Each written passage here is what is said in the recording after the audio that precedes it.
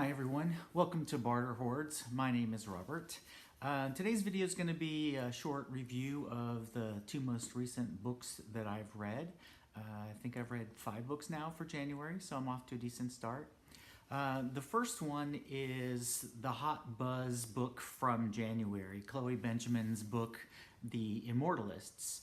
You've probably already seen this in all the reviews, and a lot of people are picking it up, and it's well worth it. This is my first 5-star read of the year, so I'm very pleased with it. It's based on a very simple question. If someone could tell you the day you were going to die, would you want to know? And if you learned that fact, how does that change your life from there on out? This story it's set over a number of years. It starts in 1969. 4 siblings, 2 boys and 2 girls, are in New York. They're bored over the summer vacation, and one of the brothers hears of a fortune teller who is able to tell you the day you will die. And so they gather up their allowances, they make their way to the mysterious location where this gypsy fortune teller is, and one by one, the 4 siblings go in, and the woman tells them the dates that they are destined to die. And then it stops for a while.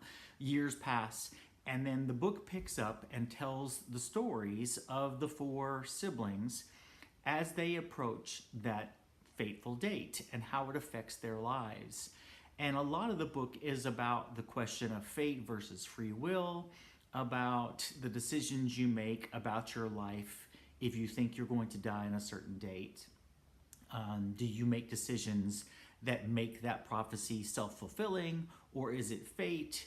Are you choosing to live or just exist or survive? All these questions are at play in Benjamin's novel, and it's so well done. This is really a terrific book. You should definitely give it a read. I've been reading a lot of historical fiction, so it's nice to read something that's set in a more contemporary time period as kind of a palate cleanser, but this one is actually a terrific book. I really enjoy this, and I think you'll enjoy it as well.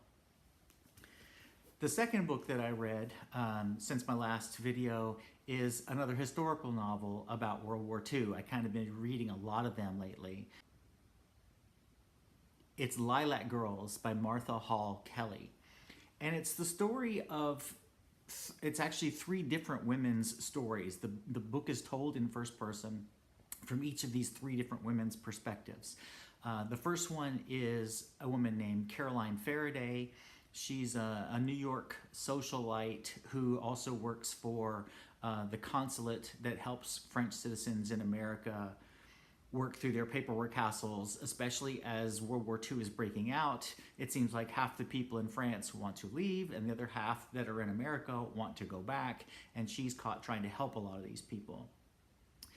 The second woman's perspective is named Kasia, and she is a young teenager, a Polish teenager, who does a little bit of work for the resistance, the underground, and as a result, she's arrested, and unfortunately, her sister, her friends, and her mother are all arrested at the same time because they were with her when she was caught.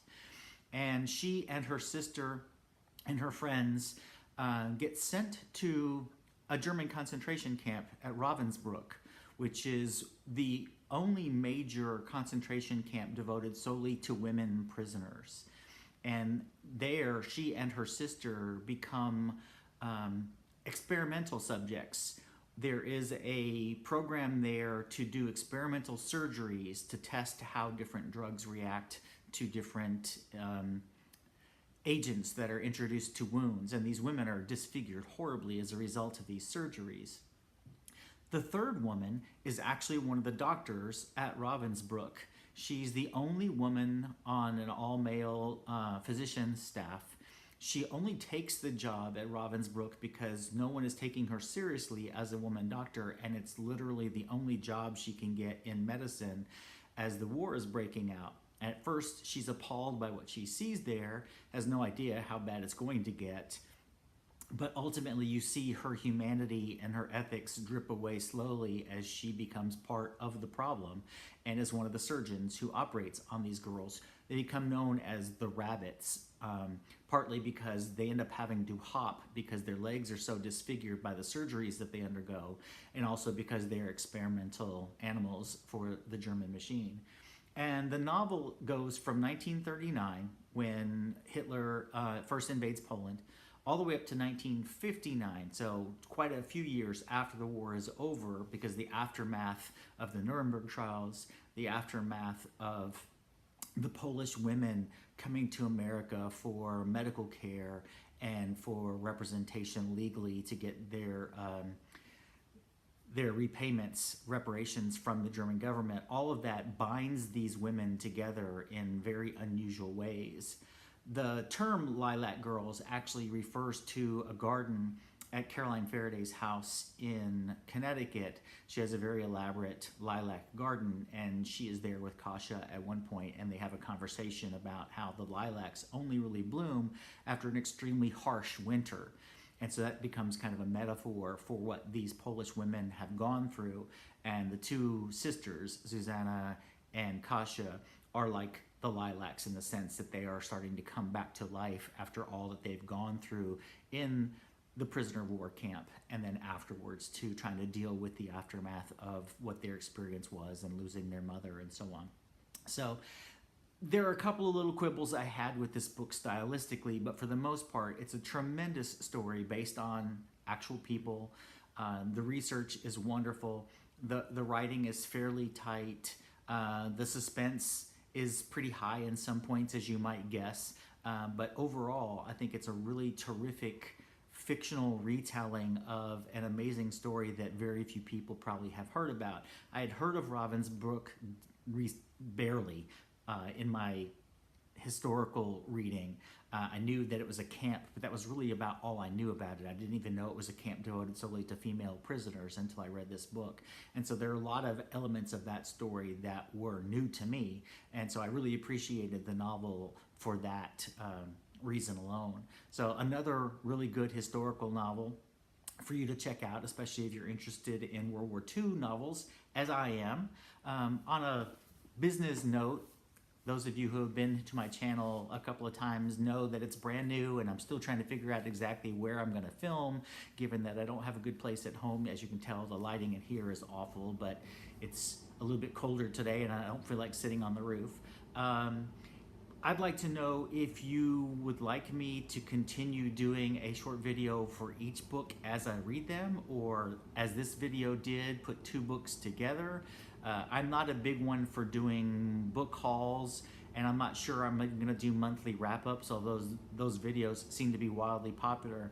I think once I've done a review video of a novel, it doesn't seem to me a whole lot of point in talking about it yet again in another video, but I know that wrap-up videos are very popular on BookTube. But if you have a preference, individual videos, wrap-up videos, what kinds of videos would you prefer to see me do on this channel?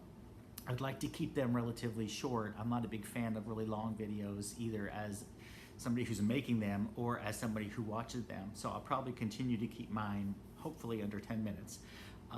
Let me know in the comments what you would like to see me do in future videos, and as I gradually figure out what I'm going to do with this channel, I'll take that into consideration.